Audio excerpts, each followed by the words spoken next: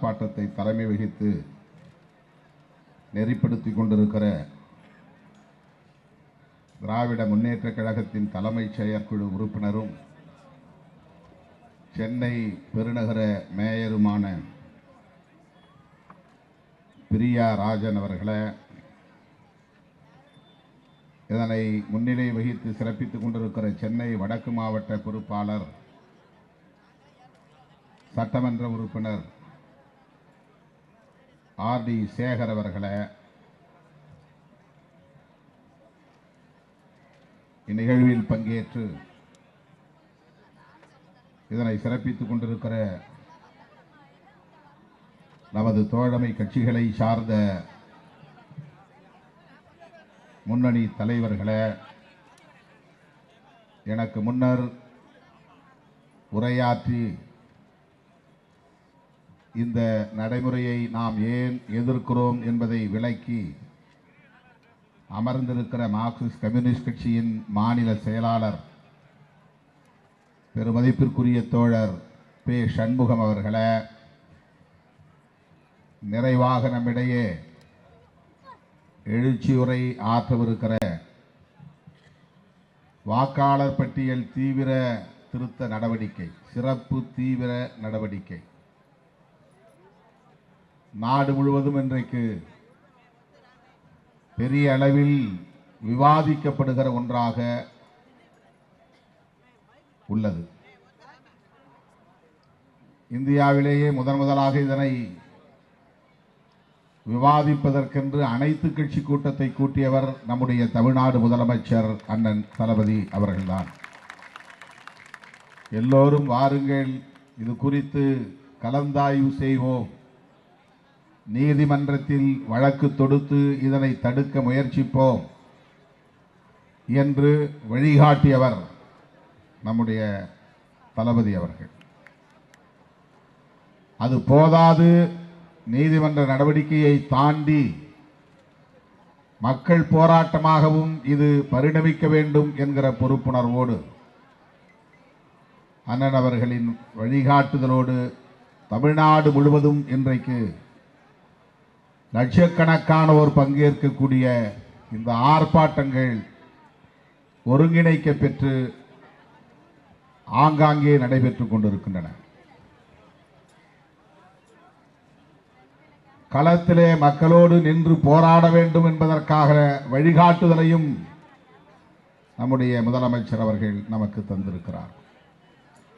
அந்த அடிப்படையிலே இன்றைக்கு மதசார்பற்ற முற்போக்கு கூட்டணியை சார்ந்த அனைத்து கட்சிகளும் திராவிட முன்னேற்றக் கழகத்தின் முன்னெடுப்பிலே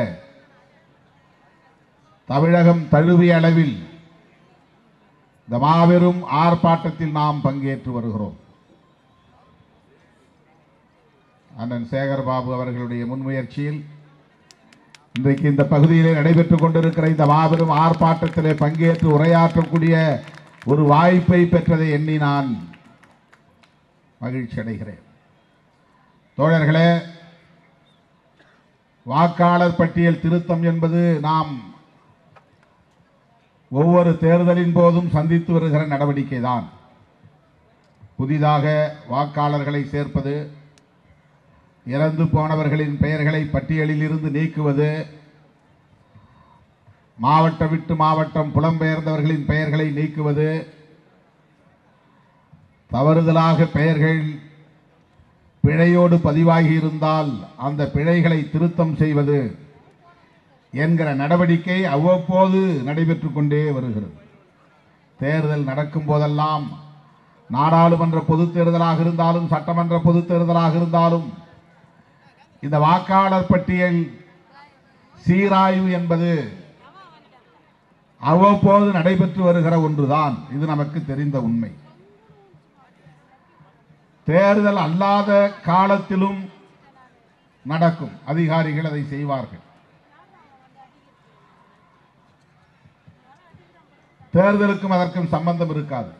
ஆனால் வாக்காளர்கள் இருக்கிறார்களா, அவர்கள் புலம்பெயர்ந்து விட்டார்களா, இறந்து விட்டார்களா என்று ஆய்வு செய்கிற நடவடிக்கை, அதை ஆங்கிலத்திலே இன்டென்சிவ் ரிவிஷன் என்று சொல்லுகிறார்கள். அது தேர்தல் நடைபெறும் காலத்தில் இருக்காது, எப்போது வேண்டுமானாலும் செய்வார்கள். தேர்தலுக்கு முன்பு நடப்பது சம்மரி ரிவிஷன் என்று சொல்வார்கள். அது கட்டாயம் நடந்தாக வேண்டும், ஒவ்வொரு தேர்தலின் போதும் நடக்கும். எனவே இதற்கும் இப்போது நாம் எதிர்க்கிற இந்த எஸ்ஐஆர், ஸ்பெஷல் இன்டென்சிவ் ரிவிஷன், சிறப்பு தீவிர சீராய்வு என்பதற்கும் என்ன வேறுபாடு என்றால் மிகப்பெரிய வேறுபாடு இருக்கிறது. இந்த வேலை திட்டம் தேர்தல் ஆணையம் செய்ய வேண்டிய வேலை திட்டம் இல்லை. தேர்தலுக்கு தேர்தல் சிறப்பாக சீராய்வு செய்வது தேர்தல் ஆணையத்தின் கடமை. ஆனால் இந்த ஸ்பெஷல் இன்டென்சிவ் ரிவிஷன் என்பது முழுக்க முழுக்க நம்முடைய குடியுரிமையை ஆய்வு செய்கிற நடவடிக்கை. இவன் உண்மையிலேயே இந்த நாட்டை சார்ந்தவன் தானா, இந்த மண்ணின் குடிமகன் தானா, இவன் குடியுரிமை பெற்ற ஒரு வாக்காளரா என்று ஆய்வு செய்வதற்காக மேற்கொள்ளப்பட்டிருக்கிற ஒரு மறைமுக செயல் திட்டம். சிஏஏ என்று ஒரு சட்டம் வந்தது. கொரோனா டைமில் நாம் எல்லோரும் எதிர்த்து போராட்டம் நடத்தினோம்.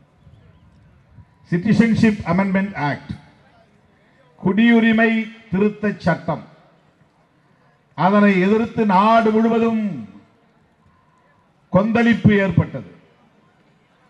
நாடாளுமன்றத்தின் இரு அவைகளிலும் நாம் அதனை கடுமையாக எதிர்த்தோம். ஆனால் கொரோனா நேரத்தில் அந்த போராட்டம் சிதறி போனது, சிதைந்து போனது. அதை தொடர்ந்து முன்னெடுக்க முடியவில்லை. சட்டங்கள் நிறைவேறிவிட்டன. அந்த சிஏஏ என்கிற சட்டத்தை அடிப்படையாக கொண்டு நேஷனல் பாப்புலேஷன் ரெஜிஸ்டர், தேசிய மக்கள் தொகை பதிவேடு, நேஷனல் ரெஜிஸ்டர் ஆஃப் சிட்டிசன்ஷிப், குடிமக்கள் தேசிய பேரேடு, இந்த இரண்டையும் உருவாக்குவது என்கிற சட்டம். இதை நாம் அனைவரும், அரசியல் களத்தில் இருக்கிற அனைவரும் அறிந்திருக்க வேண்டும், புரிந்திருக்க வேண்டும். இதிலே நமக்கு ஒரு தெளிவு தேவைப்படுகிறது. பாரதிய ஜனதா கட்சி ஆட்சிக்கு வந்த பிறகு அவர்களுடைய இறுதி இலக்கை நிறைவேற்றுவதற்காக முன்னெடுக்கிற பல்வேறு முயற்சிகளுள் மிக முக்கியமானது இந்தியாவில் இருக்கிற மக்கள் அனைவரையும் குடிமக்களாக ஏற்றுக்கொள்ள முடியாது, அனைவருக்கும் வாக்களிக்கிற உரிமையை வழங்கக்கூடாது. இந்த மண்ணின் பூர்வீக குடிகள் யாரோ அவர்களை முதலில் அடையாளம் காண்பது, இந்த மண்ணுக்கு சொந்தக்காரர்களை அடையாளம் காண்பது என்கிற பெயரில் அயல் நாட்டவர்களை வெளியேற்றுகிறோம். குடியுரிமை பட்டியலில் இருந்தும் வாக்காளர் பட்டியலில் இருந்தும் அவர்களை வெளியேற்றுவது. தமிழ்நாட்டுக்குள்ள அயல் நாட்டவர்கள் எடுத்துக்கிட்டா ஈழத்தமிழர்கள் மட்டும்தான். ஆனால் வடகிழக்கு மாநிலங்களில் பங்களாதேஷில் இருந்தும் பிற மாநிலங்களில் இருந்தும் சீனா போன்ற அண்டை மாநில நாடுகளில் இருந்தும் நிறைய புலம்பெயர்ந்தவர்கள் வந்து தங்குகிறார்கள். பாகிஸ்தானில் இருந்தும் பஞ்சாப், குஜராத் போன்ற அந்த அண்டை பகுதிகளில் வந்து குடியேறி இருக்கிறார்கள். ஆகவே பாகிஸ்தானியர்களை வெளியேற்ற வேண்டும், பங்களாதேசிகளை வெளியேற்ற வேண்டும், சீனர்களை வெளியேற்ற வேண்டும், அல்லது அவர்களுக்கான குடி உரிமைகளை ஆய்வு செய்து அவர்களுக்கு வழங்கப்பட்டிருக்கிற வாக்குரிமைகளை பறிக்க வேண்டும். இது அவர்களுடைய நோக்கம். இதில் நாம் வந்து குற்றம் சொல்ல விரும்பவில்லை. இப்படி செய்வதை நாம் தவறு என்றும் சொல்லவில்லை. ஆனால் அது என்ன நோக்கத்திற்காக செய்யப்படுகிறது? யார் எங்கே வந்து குடியேறினாலும் கூட குடியேறியவர்களுக்கு ரேஷன் கார்டு கொடுக்க வேண்டும் என்பது அரசின் கடமை. அவர்கள் குடியிருக்கிற மனைக்கு மனைப்பட்டா வழங்க வேண்டும் என்பது அரசின் கடமை. அவர்கள் வசிக்கிற பகுதியிலே மின் இணைப்பு தர வேண்டும் என்பது அரசின் கடமை. அவர்கள் வசிக்கிற பகுதி ஆக்கிரமிப்பு பகுதியாக இருந்தாலும் கூட, பட்டா இல்லாத பகுதியாக இருந்தாலும் கூட, நீர்நிலையாக இருந்தாலும் கூட அவர்களுக்கு குடிநீர் இணைப்பு தர வேண்டும் என்பது அரசின் கடமை. எனவே ration card, Aadhaar card, voter ID இதுவெல்லாம் ஆக்கிரமிப்பாளர்களுக்கும் தரப்படும். வெளிநாடுகளில் இருந்து வந்து குடியேறியவர்களுக்கும் தரப்படும். எனவே நீ இந்த நடவடிக்கையில், எஸ்ஐஆர் நடவடிக்கையில் பழைய ஓட்டர் ஐடி செல்லாது, ஆதார் கார்டு செல்லாது, ரேஷன் கார்டு செல்லாது. அதை அரசாங்கத்தை நீ போய் குடியேறினா உனக்கு போட்டு கொடுத்துருவாங்க. அது கொடுத்து தான் ஆகணும். ஒருத்தன் குடியிருக்கிறான், ஒரு தேசத்துக்குள்ள குடியிருக்கிறான்னா அவனுடைய அடிப்படை வசதிகளை செய்து தர வேண்டிய பொறுப்பு அரசுக்கு உள்ளது. இது புறம்போக்கு இடம், இதுல நீ வீடு கட்டி இருக்கிற, உனக்கு நான் மின் இணைப்பு தர முடியாது என்று அரசாங்கத்தால் சொல்ல முடியாது. இது புறம்போக்கு இடம், நீ ஆக்கிரமிப்பு பண்ணி இருக்கிற, உன்னை எந்த நேரத்தில் வேணாலும் நாங்கள் வெக்கேட் பண்ணுவோம், வெளியேற்றுவோம், அதனால உனக்கு குடிநீர் இணைப்பு தர முடியாது, ரேஷன் கார்டு தர முடியாது என்று அரசாங்கத்தால் சொல்ல முடியாது. தந்துதான் ஆக வேண்டும். எனவே அப்படி வைத்திருக்கிற இந்த ஆதார் அட்டைகளை, ரேஷன் அட்டைகளை, வாக்காளர் அட்டைகளையும் கூட நாங்கள் ஏற்றுக்கொள்ள முடியாது என்று இவர்கள் சொல்லுவதற்கு என்ன காரணம் என்றால், இதை வைத்து எங்களால் குடியுரிமையை, நீங்கள் இந்த மண்ணின் குடிமகன்தான் என்கிற அடையாளத்தை எங்களால் உறுதிப்படுத்த முடியாது. ஆகவே குடியுரிமையை உறுதிப்படுத்துவது, யார் குடிமகன் என்பதை உறுதிப்படுத்துவது, இதுதான் இன்றைக்கு பிஜேபியுடைய செயல் திட்டம். பிஜேபியின் செயல் திட்டம் என்பதை விட ஆர்எஸ்எஸ் செயல் திட்டம். சரி, இதை செய். எதை வைத்து செய்ய வேண்டும்? இதற்கு தேர்தல் ஆணையத்திற்கு அதிகாரம் உண்டா? எலெக்ஷன் கமிஷன் ஆஃப் இந்தியா என்பது எந்த சட்டத்தின் கீழ் இயங்குகிற ஒரு நிறுவனம்? அது மக்கள் பிரதிநிதித்துவ சட்டம் என்று ஒரு சட்டம் இருக்கிறது. அந்த சட்டத்தின்படி வாக்காளர் பட்டியலை சீராய்வு செய்து அதை முழுமை செய்வதும், தேர்தலை நடத்தி கொடுத்து யார் யார் வெற்றி பெற்றார்கள் என்று அறிவிப்பதும் தான் அவர்கள் வேலை. அரசியல் கட்சியை பதிவு செய்யக்கூடிய கடமை அதற்கு இருக்கிறது. யாரும் போய் மாநில கட்சி அல்லது தேசிய கட்சி என்று அரசியல் கட்சியாக பதிவு செய்து கொள்ளலாம். பதிவு எண் தருவது அதனுடைய கடமை. அங்கீகாரம் வழங்குவது விதிமுறைகளின்படி அதனுடைய கடமை. இதையெல்லாம் செய்வதற்கு இந்திய அரசமைப்பு சட்டமும் அதன் அடிப்படையில் இயற்றப்பட்ட மக்கள் பிரதிநிதித்துவ சட்டமும் தான் தேர்தல் ஆணையத்திற்கு வழிகாட்டுகின்றன. ஆனால் இந்த எஸ்ஐஆர் என்பது மக்கள் பிரதிநிதித்துவ சட்டத்தின்படியா நடைபெறுகிறது? இல்லை, சிஏஏ சட்டத்தின்படி நடைமுறைப்படுத்தப்படுகிறது. சிஏஏ சட்டத்தை நடைமுறைப்படுத்துவதற்கு தேர்தல் ஆணையத்திற்கும் என்ன சம்பந்தம்? இதைத்தான் நாம் கேள்வி எழுப்புகிறோம். இந்த வேலையை ஏன் தேர்தல் ஆணையம் செய்கிறது? ஒரே நேரத்தில் பல மாங்காய்களை அடிக்கிற வேலையை ஆர்எஸ்எஸ் செய்கிறது. நேரடியாக சிஏஏ சட்டத்தை நடைமுறைப்படுத்த போகிறோம் என்று சொன்னால் காங்கிரஸ், திமுக உள்ளிட்ட இடதுசாரிகள் உள்ளிட்ட எல்லா எதிர்க்கட்சிகளும் அதற்கு கடுமையான எதிர்ப்பை தெரிவிப்பார்கள், மக்கள் போராட்டத்தை நடத்துவார்கள். ஆகவே நேரடியாக அந்த சட்டத்தை நடைமுறைப்படுத்துவதற்கு பதிலாக தேர்தல் ஆணையத்தின் மூலம் நடைமுறைப்படுத்துகிற முயற்சியில் அது இறங்கி இருக்கிறது. இதைத்தான் நாம் புரிந்து கொள்ள வேண்டும்.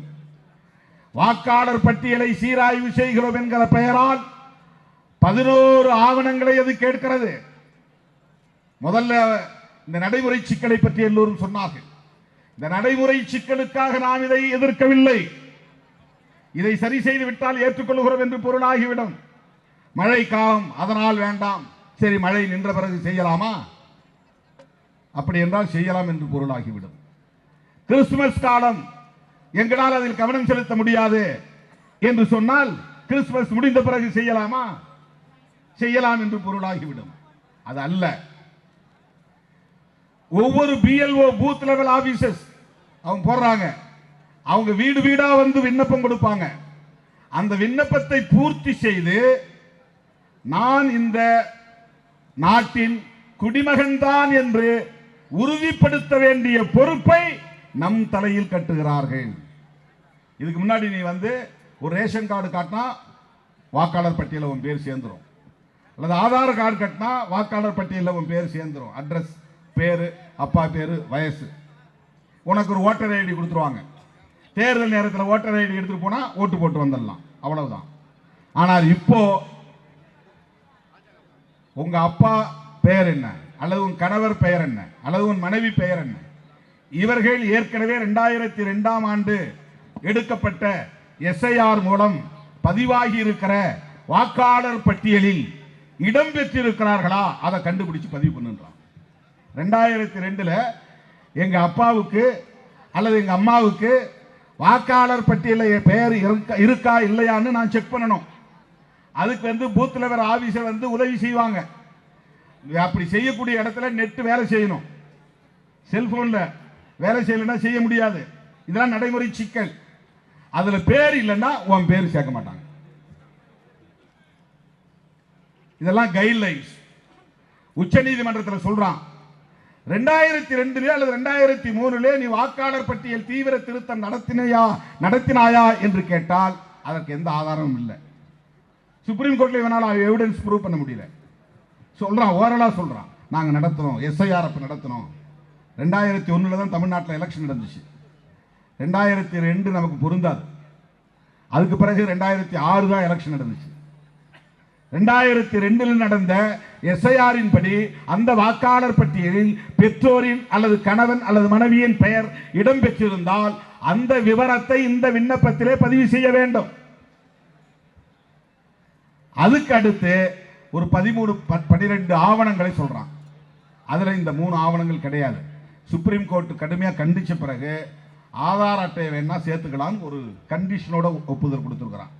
பிஎல்ஓ வந்து அதை ரிஜெக்ட் பண்ணாலும் பண்ண முடியுங்கிற அதிகாரத்தோட, ஏற்றுக்கொண்டாலும் ஏற்றுக்கொள்ளலாம், மறுத்தாலும் மறுக்கலாம். அந்த அதிகாரத்தோடு 12வது ஆவணமா ஆதார் அட்டையை சேர்த்திருக்கிறாங்க.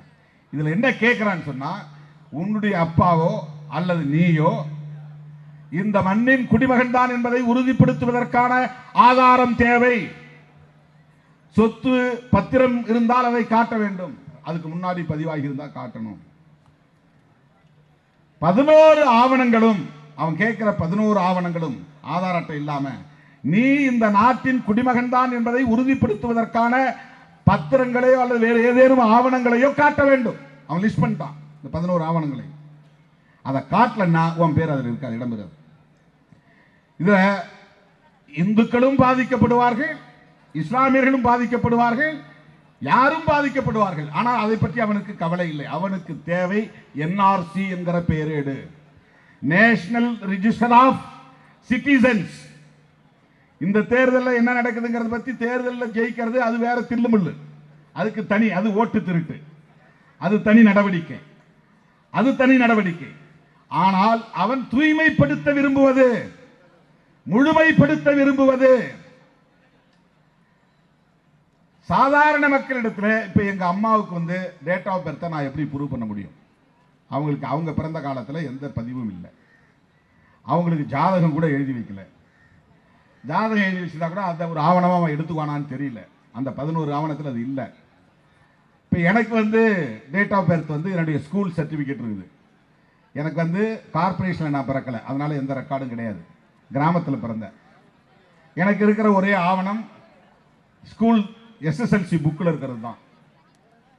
நான் பிறந்தது உண்மையிலே வந்து ஆவணி மாதம் 1ஆம் தேதி, ஆகஸ்ட் 17ஆம் தேதி. ஆனால் என்னுடைய ஜாதகத்தில், என்னுடைய ரெஜிஸ்டரில் ஜூலை 10ன்னு எழுதி வச்சிருக்கிறாங்க. ஜூலை 10, 1962. அது உண்மையான தேதி இல்லை, ஒரு தோராயமாக போட்ட தேதி. அது எப்படி போடுவாங்கன்னா, இப்படி கையை பிடிச்சி காதை தொட சொல்லுவாங்க. இந்த வலது கையை எடுத்து இடது பக்கம், அல்லது இடது கையை எடுத்து வலது பக்கம் காதை தொட்டால் இவனுக்கு 5 வயசு முடிஞ்சிருச்சு அப்படின்னு ஒரு தோராயமாக ஒரு மாதத்தை போட்டு ஒரு தேதியை போட்டு, அப்போ யார் ஹெட் மாஸ்டராக இருக்காரோ அவர் போடுற தேதி தான் நம்முடைய பிறந்த நாள். அவர் விருப்பத்தை அந்த மாதிரி போட்டுருவார். அப்படிதான் அது இருக்கும். இப்போ எனக்கு வந்து பிறந்த தேதிக்கான ஆதாரத்தை காட்ட முடியும். என் தாய்க்கு பிறந்த தேதியை ஆதாரத்தை காட்ட முடியாது. ஸ்கூல் சர்டிஃபிகேட் கிடையாது. சரி, வேற ஏதாவது ப்ராப்பர்ட்டி உண்டா? எங்க பரம்பரையில் யாருக்குமே சொத்து கிடையாது. எனக்கு என் பேர்லையும் கிடையாது, எங்க அப்பா பேர்லையும் கிடையாது, எங்க அம்மா பேர்லையும் கிடையாது, எங்க தாத்தா பேர்லையும் கிடையாது. சும்மா புறம்போக்கில் ஒரு 10க்கு 10 குடிசையில் தான் எல்லாருமே வாழ்ந்தோம். எங்களுக்கு அதுக்கே பட்டா கிடையாது. நீண்ட காலமாக பட்டா இல்லை. இப்போ நான் தலையெடுத்த பிறகு தான் பட்டா கொடுத்துருக்குறாங்க. அந்த பட்டாவுக்கான ஆதாரமும் கிடையாது. அப்படி பட்டா சீட்டு இந்த வீட்டில் இல்லை. தேடினா எடுத்துடலாம். இப்போ எங்கள் அம்மாவுக்கு நான் இந்த 11 ஆவணத்தில் எந்த ஆவணத்தை காட்ட முடியும்? அவங்க இந்த ஊரில் தான் பிறந்தாங்க, இந்த தேதியில் தான் பிறந்தாங்க, அவங்களுக்கு இந்த வயசு என்று ஆதாரத்தை எப்படி என்னால் உறுதிப்படுத்த முடியும்? பேர் சேர்க்க முடியாது, வாக்காளர் பட்டியலில் சேர்க்க முடியாது. இந்த ஒரு வாரத்தில் தமிழ்நாட்டில் 25% பேருடைய பெயர்கள் வாக்காளர் பட்டியலில் இருந்து நீக்கப்படுவதாக அறிவிக்கப்பட்டிருக்கிறது. இது வாக்காளர்களை அந்த பட்டியலில் இருந்து பெயர்களை நீக்குவது என்கிற நிலையோடு நின்றுவிடவில்லை. குடியுரிமையை பறித்து நீ குடிமகனே இல்லை என்ற நிலையை உருவாக்குகிற போது குடிமகனாக இல்லாதவர்களுக்கு எந்த உரிமையும் பெற முடியாது. நீ ரிசர்வேஷனை கேட்க முடியாது, வேலை வாய்ப்பை கேட்க முடியாது, வெல்ஃபேர் ஸ்கீம்ஸ் அரசு நலத்திட்டங்களையும் உன்னால பெற முடியாது. இந்த தலைமுறையில் பெற்றோரும் வச்சுங்க, அடுத்த தலைமுறையில் கட்டாயமா அகதிகளாக்கப்படுவோம். அமெரிக்கா போன்ற நாடுகளில் அந்நிய நாடுகளை சார்ந்தவர்களை அடைத்து வைப்பதற்கென்று சிறப்பு அகதிகள் முகாம்களை உருவாக்கி வைத்திருக்கிறார்கள். மெக்சிகோவிலிருந்தும் பல நாடுகளிலிருந்து வந்து குடியேறியவர்களை வாக்காளர்கள் அல்லாதவர்கள், வாக்குரிமை அல்லாதவர்கள், குடியுரிமை அல்லாதவர்கள் என்று தனிமைப்படுத்தி அகதிகள் முகாம்களில் அடைத்து வைத்திருக்கிறார்கள். இந்தியாவிலும் வடகிழக்கு மாகாணங்களில் ஒரு சில அசாம் போன்ற மாகாணங்களில் அந்த முயற்சி நடைபெற்றுக் கொண்டிருக்கிறது. அதுக்கான முகாம்களை உருவாக்க இருக்கிறார்கள், அதற்கு நிதி ஒதுக்கீடு செய்திருக்கிறார்கள்.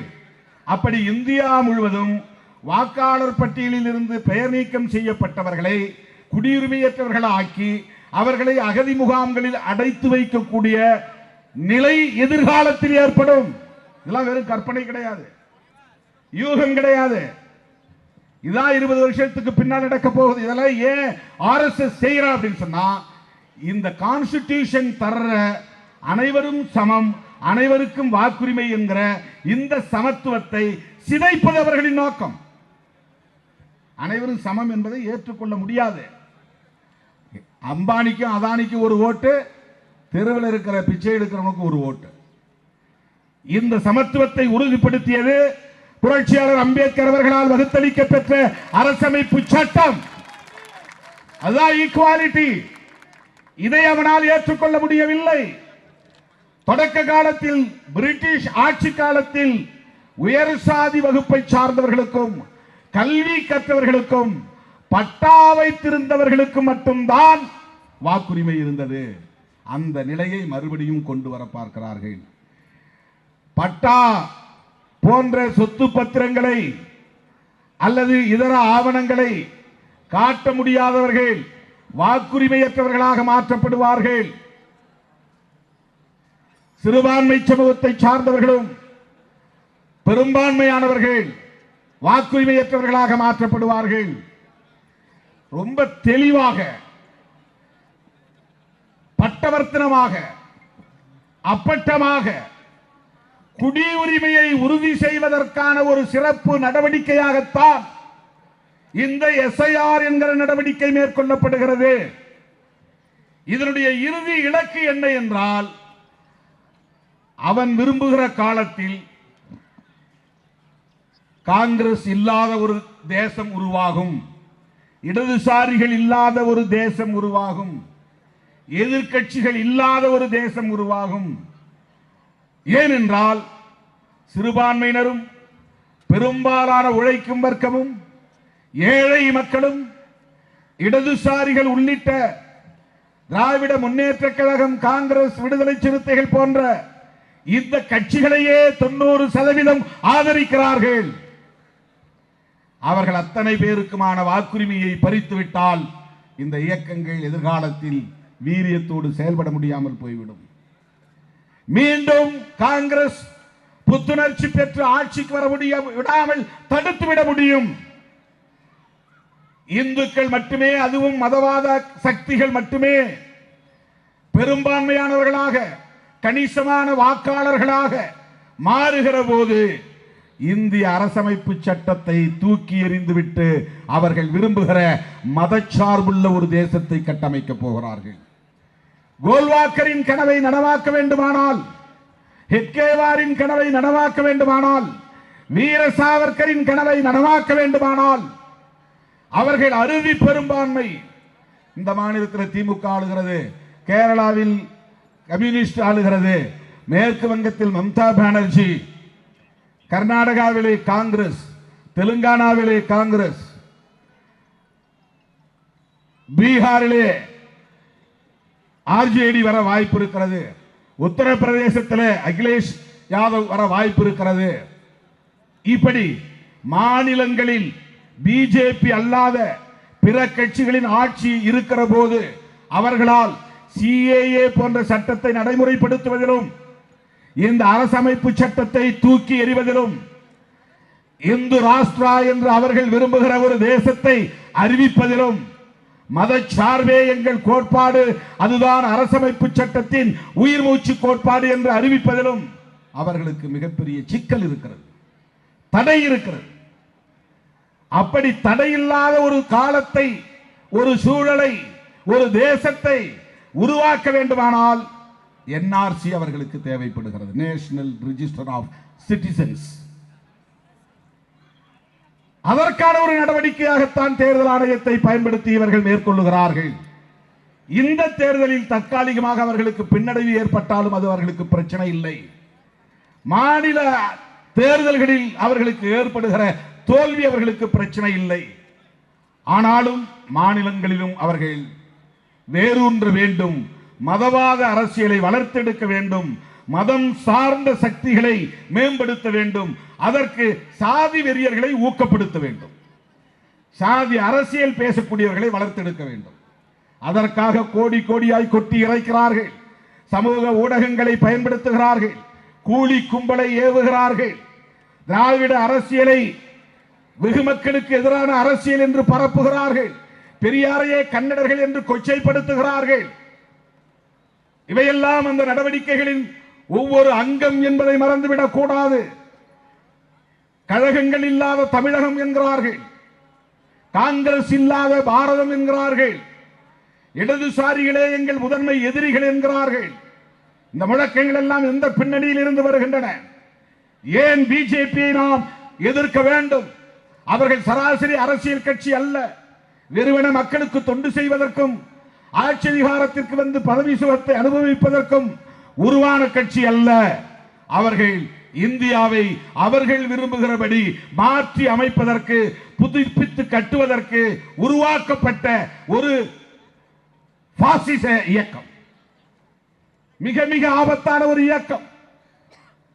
திராவிட இயக்கம் என்று சொல்லிக்கொண்டு பாஜகவை தோளில் தூக்கி சுமக்கிறார்கள் என்று சொன்னால் அவர்கள் பெரியாருக்கு துரோகம் செய்கிறார்கள் என்பதை விட மக்களுக்கு துரோகம் செய்கிறார்கள், தமிழ்நாட்டுக்கு துரோகம் செய்கிறார்கள், மன்னிக்க முடியாத குற்றத்தை இழைக்கிறார்கள் என்றுதான் பொருள்.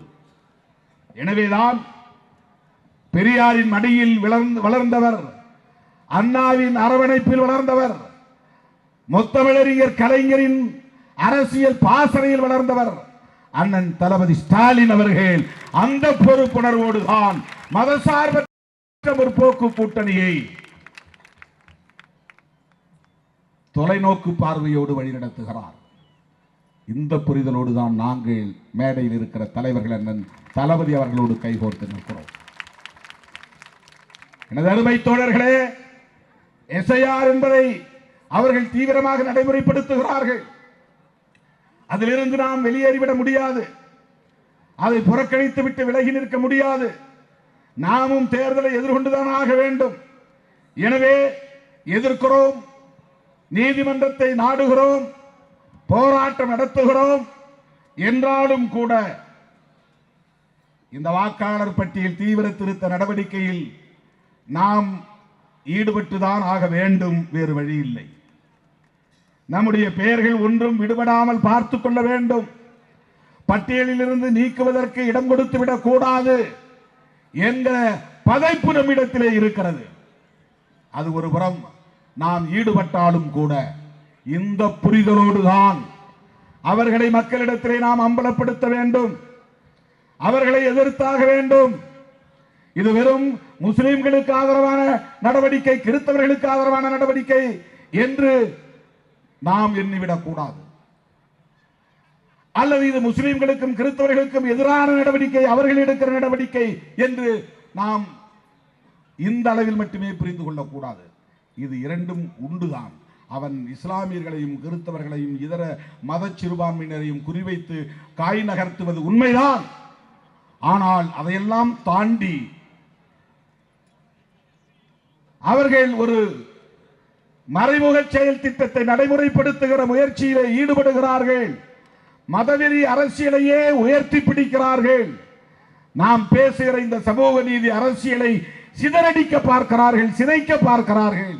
ஏழை எளிய விளிம்பு நிலை மக்களின் ஒட்டுமொத்தமாக சிறுபான்மையினர், தலித்துகள், பழங்குடிகள், பெண்கள், மாற்றுத்திறனாளிகள், மூன்றாம் பாலினத்தவர்கள் என்கிற அனைத்து தரப்பு விளிம்பு நிலை மக்களுக்கும் எதிரான பிற்போக்கு வலதுசாரி அரசியலை உயர்த்தி பிடிக்கிறார்கள்.